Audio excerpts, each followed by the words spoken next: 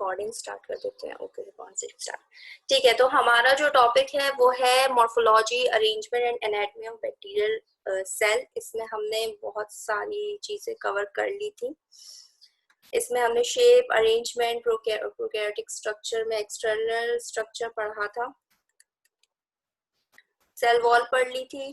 ठीक है, cell wall में हम थोड़ा सा इसका रिव्यू कर लेते हैं। सेल वॉल में हमने पढ़ा था कि लेयर, इसकी सेल वॉल की जो लेयर होती है उसमें जो है it contain bilayer of, it is composed of bilayer of phospholipids. ठीक है, अच्छा, फॉस्फोलिपिड एक एंड, इसका जो है एक एंड होता है जिसमें फॉस्फोलिपिड मॉलिक्यूल्स होते हैं जिसको हम हाइड्रोफोबिक टेल कह रहे हैं, और दूसरा पार्ट जो होता है जिसमें ग्लिसरॉल फॉस्फेट ग्रुप होता है उसे हम हाइड्रोफिलिक हेड कहते हैं। ठीक है, तो हाइड्रोफिलिक क्या होता है, हेड जो होगा उसका वो वाटर सॉल्युबल होगा, जबकि जो हाइड्रोफोबिक टेल होती है जो कि फैटी एसिड से बनी हुई होती है वो जो है वो इनसॉल्युबल होता है। ठीक है,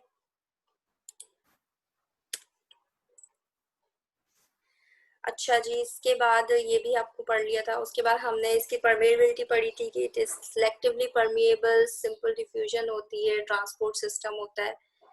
ठीक है, सिंपल डिफ्यूजन मींस के it only allow selective molecules to move inside and outside of the cell. और ट्रांसपोर्ट सिस्टम में क्या होता है कि सिलेक्टिव मॉलिक्यूल जो होते हैं वो inside the cells move कर सकते हैं with the help of transport proteins in the cell membrane। ठीक है, उसके बाद हमने सेल वॉल के बारे में पढ़ा था। Cell wall is a rigid structure which is made up of peptidoglycans। अब ये जो पेप्टाइडोग्लाइकन होती है इसकी बेस पे जो सेल वॉल है it is divided into two groups of bacteria that are gram positive and gram negative। Okay इसके अलावा जो है पेप्टाइडोग्लाइकन जो है हमने ये पढ़ा था, पेप्टाइडोग्लाइकन लेयर जो है वो स्मॉल सब यूनिट से बनी हुई होती है। वो स्मॉल सब यूनिट्स कौन कौन से होते हैं, NAM and NAG, N acetyl muramic acid, N acetyl glucosamide. ठीक है, एक ये पूरी चेन बनाते हैं जिस चेन को हम क्या कहते हैं, ग्लाइकन चेन। ठीक है, इसी तरह से हमने इनका डिफरेंस पढ़ा था ग्राम पॉजिटिव में और ग्राम नेगेटिव में। बेसिक डिफरेंस ये होता है कि ग्राम पॉजिटिव की जो पेप्टाइडोग्लाइकन लेयर होती है वो काफी थिक होती है, इट कंटेन 40 to 80% जो है ये लेयर होती है। ठीक है, पेप्टाइडोग्लाइकन लेयर होती है, जबकि नेगेटिव सेल वॉल जो होती है वो थिन लेयर ऑफ पेप्टाइडोग्लाइकन होती है इसके अंदर। इसके अलावा हमने, ठीक है ये इसकी पिक्चर हो गई। इसके बाद हमने ये कुछ पिक्चर्स शेयर की थी समझाने के लिए। उसके बाद हमने ये थोड़ा सा कंपैरिजन किया था। सेल वॉल में और डिफरेंट जो स्ट्रक्चर होते हैं लाइक पेरिप्लाज्मिक स्पेसेस जो होती हैं ग्राम पॉजिटिव और ग्राम नेगेटिव में दोनों में होती है। जेल लाइक फ्लूइड होता है जिसके अंदर डिफरेंट प्रोटीन्स होती हैं। ये प्रोटीन्स का फंक्शन क्या होता है कि टॉक्सिक कंपाउंड या जो न्यूट्रिएंट्स होते हैं उनको डिग्रेडेशन के काम आती है, उनकी मेटाबॉलिज्म। ठीक है, उसके बाद आउटर मेम्ब्रेन जो होती है सिर्फ ग्राम नेगेटिव में होती है। उसके बाद आउटर मेम्ब्रेन को हम लिपो पॉलीसैकेराइड लेयर भी कहते हैं, एलपीएस लेयर भी कहते हैं, which is a barrier to most of the toxic compounds. ठीक है, अच्छा उसके अलावा हमने टिकोइक एसिड की बात की थी। टिकोइक एसिड लेयर भी जो होती है वो ग्राम पॉजिटिव में होती है, ग्राम नेगेटिव में नहीं होती। अगर टिकोइक एसिड लेयर जो है बाउंड करती है पेप्टाइडोग्लाइकन से तो उसे टिकोइक एसिड कहेंगे, लेकिन अगर वो टिकोइक एसिड लेयर जो है साइटोप्लाज्मिक मेम्ब्रेन के साथ बाइंड हुई हुई है तो उसे हम लिपोटिकोइक एसिड कहेंगे। ठीक है, उसके बाद हमने ये पढ़ा था कि कुछ बैक्टीरिया ऐसे होते हैं जो कि लैक करते हैं सेल वॉल को। उनमें से एक आ जाते हैं माइकोप्लाज्मा। माइकोप्लाज्मा जो होते हैं वो बिल्कुल फ्राइड एग लाइक जो है उनकी कॉलोनीज होती है, प्लियोमॉर्फिक बैक्टीरिया होते हैं। इनकी कोई खास शेप नहीं होती, इनकी शेप वेरी कर रही होती, कभी ये सर्कुलर शेप में होते हैं, कभी किसी शेप में होते हैं, कभी किसी शेप में होते हैं। तो इनके अंदर जब सेल वॉल नहीं होती तो इनकी प्रोटेक्शन कैसे होती है, इनकी जो सेल मेम्ब्रेन होती है वो बहुत स्ट्रांग होती है। इट कंटेन्स स्टेरॉल्स, स्टेरॉल्स भी जो है phospholipid type of lipid molecules होते हैं। ठीक है, नेक्स्ट आ जाते हैं cell wall of archaebacteria. ये भी शायद हमने कवर कर लिया था, लेकिन ये छोटा सा टॉपिक है, चलो कर लेते हैं। अच्छा, आर्की बैक्टीरिया जो होते हैं इनकी जो सेल वॉल होती है डिफरेंट मॉलिक्यूल से बनी होती है, बहुत वैरायटी होती है, बहुत वेरी कर रही होती है, डिफरेंट मॉलिक्यूल्स की डिफरेंट होती है। आर्की में जितने भी ऑर्गेनिजम्स आते हैं उनकी सेल वॉल बहुत डिफरेंट होती है बैक्टीरिया से। ठीक है, इनमें जितने भी ऑर्गेनिजम्स आते हैं किसी में पेप्टाइडोग्लाइकन लेयर नहीं होती, लेकिन इनके अंदर जो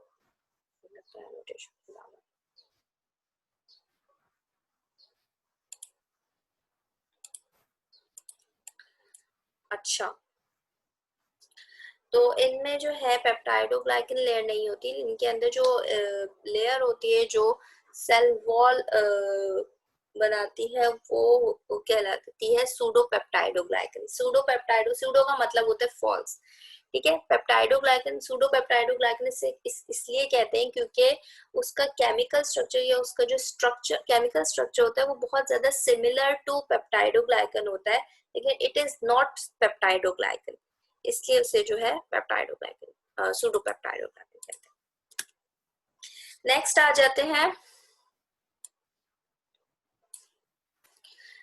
जाते हैं surface layer external to cell wall.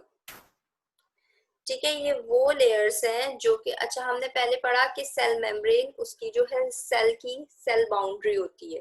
ठीक है, सेल मेम्ब्रेन होती है जिसे हम कहते हैं साइटोप्लाज्मिक मेम्ब्रेन। ठीक है, उसके बाद एक्सटर्नल टू साइटोप्लाज्मिक मेम्ब्रेन होती है सेल वॉल। सेल वॉल क्या कर रही है, सेल वॉल जो है एक डेफिनेट शेप दे रही है, एक रिजिड स्ट्रक्चर है, प्रोटेक्शन कर रही है फ्रॉम द टॉक्सिक कंपाउंड और अदर एंटीमाइक्रोबियल एजेंट्स।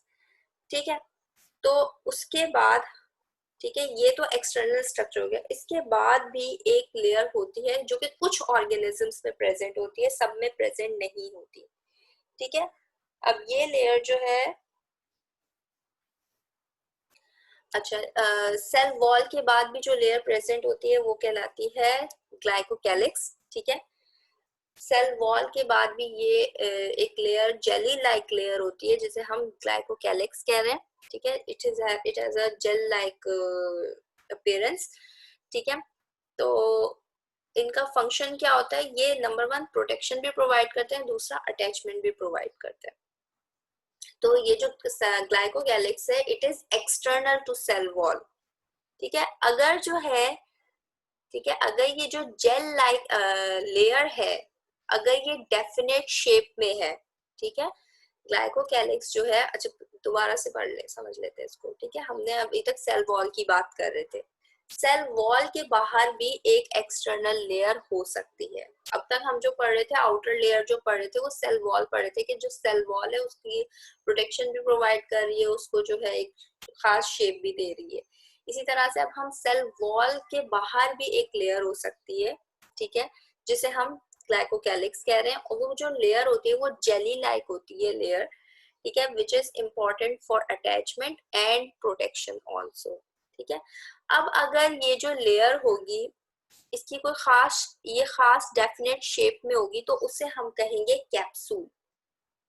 ठीक है, अगर ये लेयर जो है एक खास शेप में होगी तो हम इसे कैप्सूल कहेंगे। अदरवाइज अगर ये इररेगुलर शेप होगी, जेल लाइक स्ट्रक्चर होगा, क्योंकि जेल लेयर है ना, जेल लाइक लेयर है, तो फिर अगर ये इररेगुलर शेप में होगी तो फिर इसे हम स्लाइमी लेयर कहेंगे।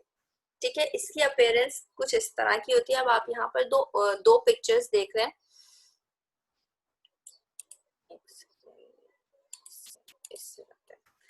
पहले इस पिक्चर को देखें। ठीक है, इस पिक्चर में आपको जो एगार पिंक कलर का एगार नजर आ रहा है उसके ऊपर आपको पिंक कलर की कॉलोनीज नजर आ रही है। ठीक है, ये पिंक कलर की कॉलोनीज नजर आ रही है। इसी तरह से आपको ये दूसरा एगार नजर आ रहा है। ठीक है, ये भी पिंक ही है, इसके ऊपर भी पिंक कलर की कॉलोनीज है।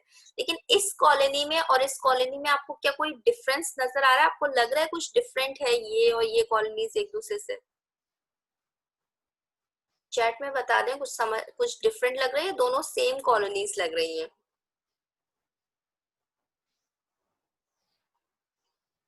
डिफरेंट जी। क्या डिफरेंस है? शेप का डिफरेंस है।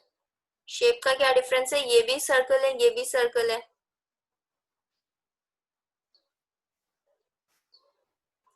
शेप का तो डिफरेंस नहीं है।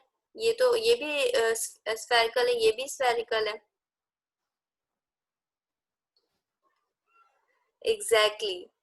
अच्छा, ये वाली जब आप कॉलोनीज देख रहे हैं तो इनकी आपको डेफिनेट शेप नजर आ रही है। ये कॉलोनीज जो है मतलब थोड़ी सी ड्राई है, एक दूसरे से मिली जुली नहीं है।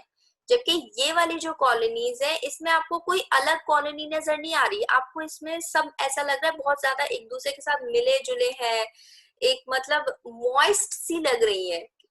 ठीक है, मतलब ये आपको ये वाली जो कॉलोनीज है बहुत मॉइस्ट लग रही है, जबकि ये कॉलोनीज अगर देखा जाए तो इसके मुकाबले में ये ड्राई कॉलोनीज लग रही है। इसमें हर बैक्टीरियल कॉलोनीज अलग अलग है, जबकि इसमें जो आपको कॉलोनीज नजर आएंगी ये बहुत जो है एक दूसरे में मिली जुली है और बहुत मॉइस्ट सी।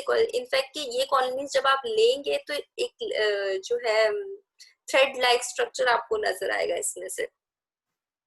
ठीक है, तो जो ग्लाइकोकैलिक्स कैप्सूल और स्लाइम लेयर जो ऑर्गेनिजम्स प्रोड्यूस करते हैं वो बैक्टीरिया, ये वो ऑर्गेनिजम्स जो ग्लाइकोकैलिक्स बना रहे हैं, कैप्सूल बना रहे हैं या स्लाइमी लेयर बना रहे हैं, तो वो इस तरह की कॉलोनीज देंगे। एगार को देखते ही आपको पता चल जाएगा कि ये जो और बैक्टीरिया हमारे पास आया है ये बैक्टीरिया कैप्सूल बनाता है या फिर ये इसके पास स्लाइमी लेयर बनाता है। ठीक है, इसी तरह से अगर इस स्लाइमी लेयर को इसी तरह से अगर जो है आप इसकी माइक्रोस्कोपी करते हैं, अभी तो वैसे हम प्रैक्टिकल परफॉर्म नहीं करेंगे, लेकिन नहीं कर रहे, लेकिन जब हम इसको और इसकी जब स्टेनिंग करते हैं तो कैप्सूल स्टेनिंग में कुछ इस तरह से ऑर्गेनिज्म नजर आएगा कि आपको ये ऑर्गेनिज्म नजर आ रहा है। ठीक है, ये बैसिलस है, इसने चेन बनाई हुई है, इसके अराउंड आपको क्लियर जोन नजर आ रहा है। ठीक है, ये जो क्लियर जोन है ये इसका कैप्सूल है। ठीक है, तो ये बात हो गई सारी कैप्सूल की। नेक्स्ट आ जाते हैं फ्लैजिला पे। अब तक हमने कौन सी बात की? हमने सेल मेम्ब्रेन की बात की, outer layer of cell membrane भी बात कर ली। अब आ जाते हैं फ्लैजिला पे। फ्लैजिला क्या है? Long protein structure responsible for bacterial motility. Flagella जो है प्रोटीन मॉलिक्यूल होता है in bacteria which is external to external environment में होता है। ठीक है, लाइक ये आपका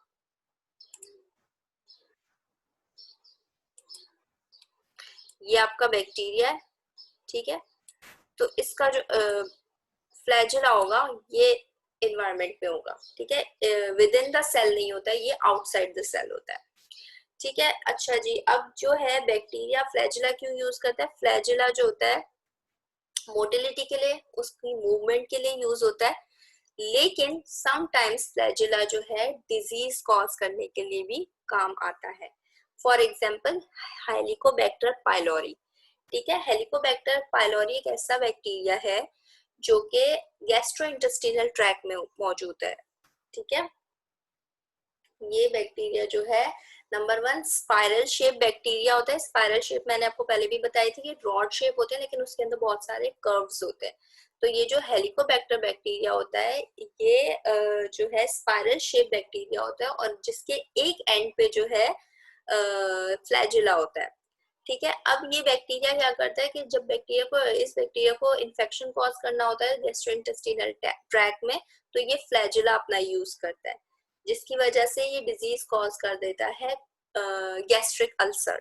ठीक है, तो हेलिकोबैक्टर पाइलोरी जो है वो गैस्ट्रिक अल्सर कॉज करता है with the help of flagella.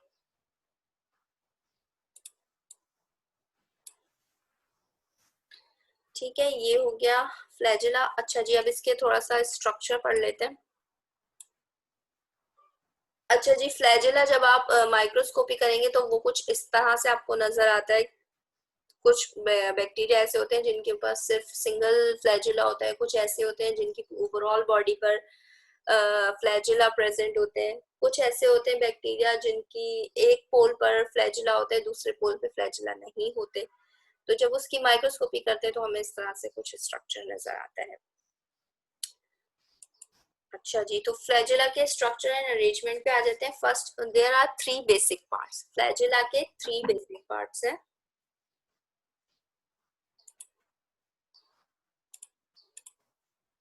Flagella के थ्री बेसिक पार्ट्स हैं। Number one is filament, number two is hook and number three is basal body. अच्छा, इसको जो है नेक्स्ट स्लाइड पे आते हैं, उससे ज्यादा अच्छा समझ में आएगा। ठीक है, इस स्लाइड में आप देख सकते हैं कि हमें जो है ये तीनों पार्ट्स नजर आ रहे हैं। तीन पार्ट्स कौन कौन से फ्लैजिला के? फिलामेंट,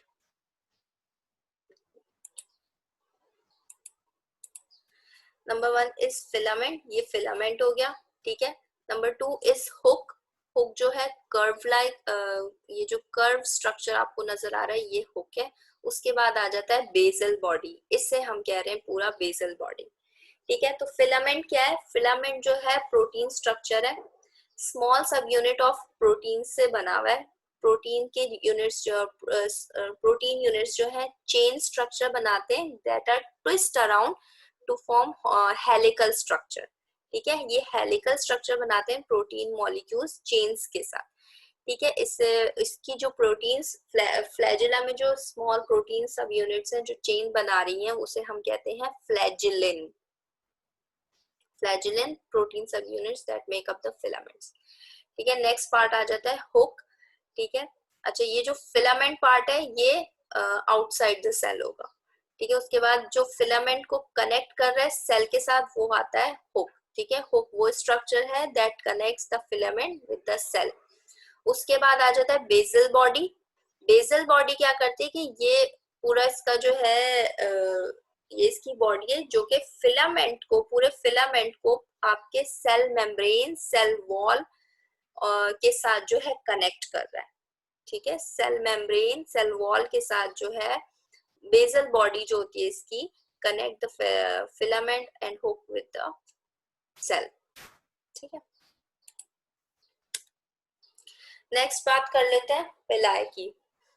अब पिलाय क्या है?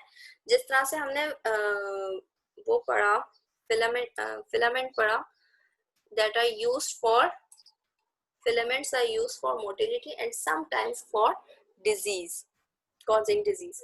ठीक है, इसी तरह से पिलाय भी जो है थ्रेड लाइक स्ट्रक्चर होते हैं, लेकिन ये पिलाय जो होते हैं वो फ्लैजिला से लेंथ में स्मॉलर होते हैं। ठीक है, they are shorter and thinner than flagella. ठीक है, इनका क्या काम होता है? ये अटैचमेंट के काम आते हैं ज्यादातर। अच्छा, पिलाए जो होते हैं डिफरेंट टाइप्स के होते हैं अकॉर्डिंग टू देयर फंक्शन। ठीक है, डिफरेंट पिलाए जो है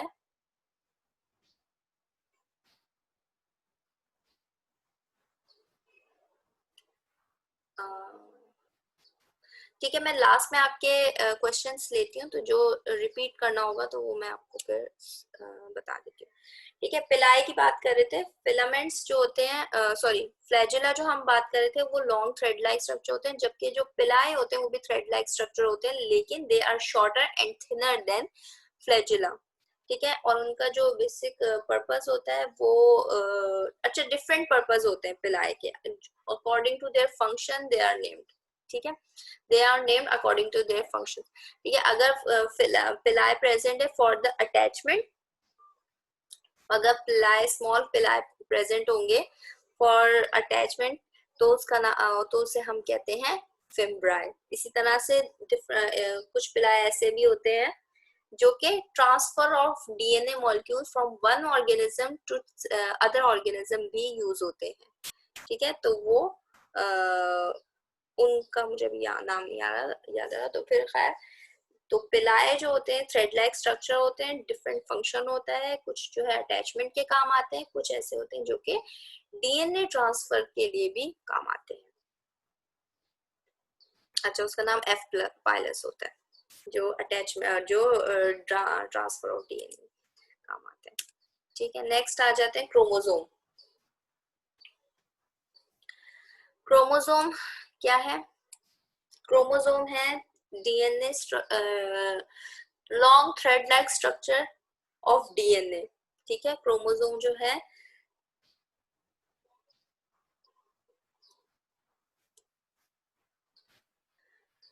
ओके ठीक है, क्रोमोसोम जो है थ्रेड लाइक स्ट्रक्चर है। अच्छा इकरा, हमने जो है अभी इतना ज्यादा कुछ नहीं पढ़ा, हमने बस जो है एक्सटर्नल स्ट्रक्चर्स की बात कर रहे थे, ग्लाइकोकैलिक्स की बात की है हमने, फ्लैजेला की, कैप्सूल की, और कैप्सूल की स्लाइम लेयर, फ्लैजेला, पिलाई की बात कर रहे थे, थ्रेड लाइक स्ट्रक्चर होते हैं।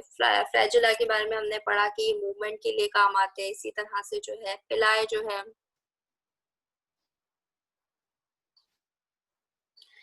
ठीक है, इसी तरह से जो है, हाँ मैं एंड में दोबारा से आपको रिव्यू दे दूंगी जो भी है, वरना पे ये टॉपिक रह जाएगा, तो इंशाल्लाह पहले ये कंप्लीट कर लेते हैं। क्रोमोसोम की मैं बात करी थी, क्रोमोसोम जो है थ्रेड लाइक स्ट्रक्चर होते हैं, डीएनए मॉलिक्यूल है। ठीक है, ये जो है डीएनए में,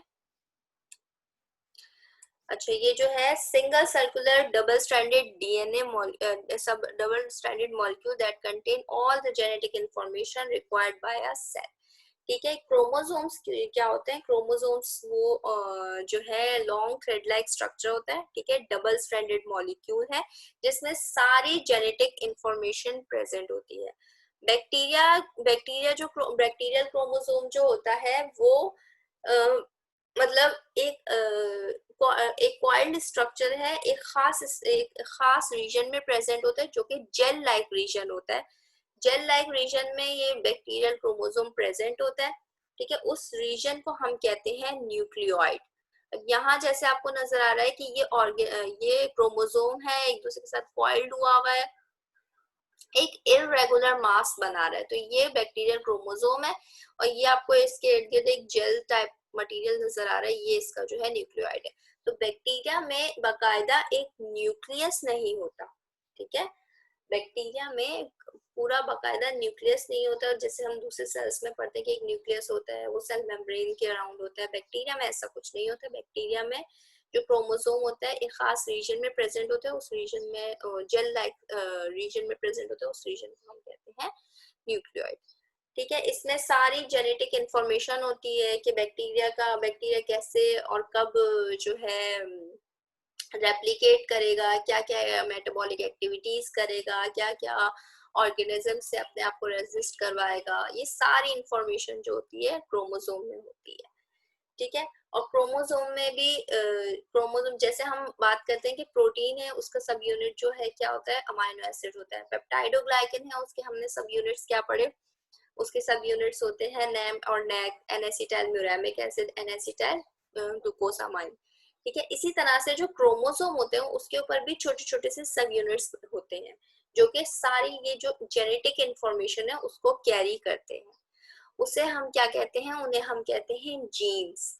ठीक है, वो सब यूनिट्स जो क्रोमोसोम पे प्रेजेंट होते हैं, सारी जेनेटिक इंफॉर्मेशन कैरी करते हैं, उसे हम क्या कहते हैं? जीन्स। ठीक है, उसे हम कहते हैं जीन्स। अच्छा, तो ये जो है सारे क्रोमोसोम पर ये सारे प्रेजेंट होते हैं। नेक्स्ट आ जाते हैं प्लाज्मिड। आप लोग अटेंडेंस के लिए परेशान नहीं हो, आपकी अटेंडेंस लग जाएगी। ठीक है, प्लाज्मिड की बात कर लेते हैं। प्लाज्मिड जो है, प्लाज्मिड भी जो है circular double stranded DNA molecule है। ये आपको प्लाज्मिड नजर आ रहा है, इस तरह से सर्कुलर मॉलिक्यूल है। इस पे भी जीन्स प्रेजेंट होती हैं, इस पर भी जेनेटिक इंफॉर्मेशन प्रेजेंट होती है। ठीक है, अब सवाल ये पैदा होता है कि भाई जब बैक्टीरिया के पास ऑलरेडी बैक्टीरियल क्रोमोसोम है तो क्या जरूरत है इसको प्लाज्मिड की? यहाँ भी जीन्स है, यहाँ भी सारी जेनेटिक इंफॉर्मेशन प्रेजेंट है, तो यहाँ पे भी जेनेटिक इंफॉर्मेशन प्रेजेंट है। तो प्लाज्मिड जो है जरूरी नहीं है सब ऑर्गेनिजम्स में हो। ठीक है, प्लाज्मिड्स जो है कुछ बैक्टीरिया में होता है, कुछ में नहीं होता। अच्छा, ये जो प्लाज्मिड होता है इसके अंदर सारी जेनेटिक इंफॉर्मेशन होती है। इनफैक्ट ये जो प्लाज्मिड होता है इसके अंदर वो जीन्स भी होती हैं कि ये अपने आप को खुद ब खुद रेप्लिकेट करते हैं। वो डिपेंड नहीं करता कि क्रोमोसोम रेप्लिकेट होगा तो प्लाज्मिड भी रेप्लिकेट होगा। ठीक है, अब ये जो प्लाज्मिड होता है ये खुद ब खुद रेप्लिकेट हो सकता है, इसकी एबिलिटी होती है। दूसरा ये कि इसके ऊपर कुछ एक्स्ट्रा जीन्स भी होती हैं। प्लाज्मिड जो होता है उसके ऊपर कुछ एक्स्ट्रा जीन्स भी होती है। हम ये कहते हैं कि भाई फला बैक्टीरिया जो है, हमने उस बैक्टीरिया के खिलाफ एक एंटीबायोटिक लगाई लेकिन वो उससे रेजिस्ट कर गया, वो उससे मतलब बच गया, वो उसकी किलिंग नहीं हो पाई ड्रग से। क्यों नहीं हो पाई? हो सकता है उस ऑर्गेनिज्म के अंदर प्लाज्मिड प्रेजेंट हो। प्लाज्मिड जो है एक्स्ट्रा जीन्स प्रेजेंट होते हैं प्लाज्मिड के ऊपर, तो वो जीन्स क्या कर रही होती हैं कि वो जीन्स ऐसे मॉलिक्यूल्स, ऐसे मैकेनिज्म इंट्रोड्यूस करवाती है बैक्टीरिया सेल में कि वो जो है डिफरेंट एंटी माइक्रोबियल ड्रग्स से जो है रेजिस्ट कर जाता है। ठीक है, तो प्लाज्मिड ये है circular double stranded DNA molecule होता है ये भी, that encodes genetic information that may be advantageous but not required by cell। मतलब ऑर्गेनिज्म जो है अगर इसके पास प्लाज्मिड नहीं भी है तब भी वो सरवाइव कर जाएगा। क्यों? क्योंकि इसमें सिर्फ एक्स्ट्रा जेनेटिक इंफॉर्मेशन होती है कि भाई बैक्टीरिया जो है दूसरे से रेजिस्ट कर जाए या कोई खास मैकेनिज्म कर रहा है या कोई खास किस्म का मेटाबॉलिक एक्टिविटी कर रहा है। तो अगर क्रोमोसोम अगर बैक्टीरियल सेल है उसके अंदर बैक्टीरियल क्रोमोसोम है तो उसके लिए बस इनफ है, उसके पास सारे एसेंशियल मॉलिक्यूल्स हैं। ठीक है, लेकिन अगर उसके अंदर प्लाज्मिड भी है तो उसको कुछ एक्स्ट्रा प्रॉफिट मिल जाएगा, कुछ एक्स्ट्रा जो है एडवांटेज उसको मिल जाएगा। ठीक है, ये हो गई क्रोमोसोम और प्लाज्मिड की बात। नेक्स्ट स्लाइड पे आ जाते हैं। नेक्स्ट आ जाते हैं ribosomes. Ribosomes are discrete unit called tiny discrete units called ribosomes. Ribosomes भी जो है स्मॉल मॉलिक्यूल्स होते हैं जो कि आरएनए और प्रोटीन से बने हुए होते हैं। ठीक है, ये जो राइबोसोम्स होते हैं इनका बेसिक फंक्शन क्या होता है कि ये जो है ना इनको कहते हैं कि सेल में जो प्रोटीन फैक्ट्री होती है ना वो राइबोसोम्स को कहते हैं। फिर राइबोसोम्स के ऊपर ये प्रोटीन फैक्ट्री होती है। ठीक है, किस क्यों होती है? क्योंकि ये जो राइबोसोम्स होते हैं ये प्रोटीन सिंथेसिस कर रहे होते हैं। इसके ऊपर राइबोसोम्स के साथ राइबोसोम्स पर जो है प्रोटीन सिंथेसाइज हो रहा होता है। किस तरह से होता है कि अमाइनो एसिड्स आकर राइबोसोम के साथ अटैच होते हैं और फिर आपस में जब अटैच होते आपस में जो अमाइनो एसिड की जो अटैचमेंट होती है वो सारी जो है राइबोसोम्स पे हो रही होती है और इस तरह से पूरा प्रोटीन स्ट्रक्चर जो है राइबोसोम्स पे बनता है। इस तरह से प्रोटीन सिंथेसिस राइबोसोम पे होती है, इसलिए इनको प्रोटीन फैक्ट्रीज भी कहा जाता है। ठीक है, उसके बाद आ जाते हैं ये जो राइबोसोम्स होते हैं, बैक्टीरियल राइबोसोम्स जो होते हैं इनका जो साइज होता है वो होता है 70S। 70S जो है उसकी यूनिट है जिसे कहते हैं स्वेटबर्ज यूनिट है। ठीक है, अब ये जो राइबोसोम होते हैं दो पार्ट से बना होता है। एक जो पार्ट होता है वो होता है 50S का, सेकंड दूसरा पार्ट जो होता है वो होता है इसका 30S यूनिट का। जो 50S वाला जो पार्ट होता है उससे हम उसकी शेप कुछ क्राउन शेप होती है, जबकि जो 30 सब यूनिट होता है वो जो है हार्ट शेप का होता है। ये दोनों आपस में मिलते हैं तो ये बनाते हैं 70S। ठीक है, तो ये इसका जो है राइबोसोम का स्ट्रक्चर होता है। It is use for ribosome के इसलिए यूज होता है फॉर प्रोटीन स्ट्रक्चर। ओके, अब बस यहीं तक जो है आज के लिए यहाँ काफी है। उसके बाद हम जो है अब आप लोगों के क्वेश्चंस ले लेते हैं।